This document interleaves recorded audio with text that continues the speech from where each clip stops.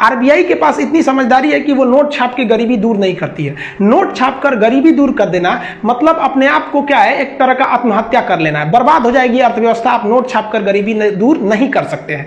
RBI इस note पर काबू पाने के लिए मौद्रिक नीति को अपनाती है। इसके लिए वो एक गुणात्मक नीति अपनाती है, जिस तरह से बैंकों पर वो दबाव बनाती है, उन्हें नैतिक दबाव बनाती है कि भाई आप लोग भी महंगाई को कम करने में सहयोग करें।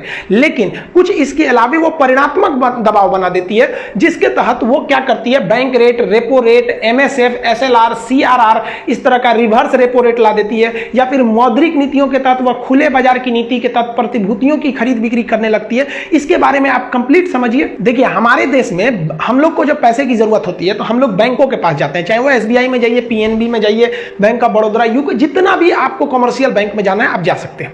लेकिन जब इन बैंकों को पैसा घटता है ना, तो ये आरबीआई के पास जाते हैं। इसलिए हमारा बैंक ये सब, और इन बैंक का बैंक हो जाता है आरबीआई। तो बैंकों का बैंक है आरबीआई, ये पूरे बैंकों को कंट्रोल करके रखता है। देखिए, इन बैंकों का जो इनकम का मेन स्रोत होता है वो ब्याज होता है, यानी इंटरेस्ट होता है। आप बैंक पे जाएंगे कर्जा मांगने, घर के लिए कर्जा लीजिए या फिर कार खरीदने के लिए लोन लीजिए, किसी भी चीज के लिए आप लोन लेते हैं तो ये बैंक आपको आराम से लोन दे देते हैं। आप जाइएगा बड़े बड़े शॉपिंग मॉल में खरीदने तो तुरंत कहता है हाँ खरीद लीजिए, ईएमआई पे दे देंगे, क्योंकि जानता है आप 15,000 का सामान खरीदेंगे तो आपसे वो 15,000 के आपके बदले वो पैसा देगा, लेकिन धीरे धीरे आपसे काटते रहेगा, 15,000 की जगह 18,000 ले लेगा। तो इस तरह से बैंकों को फायदा होता है। टोटल बैंक का फायदा ब्याज पर डिपेंड हो जाता है यहाँ पर।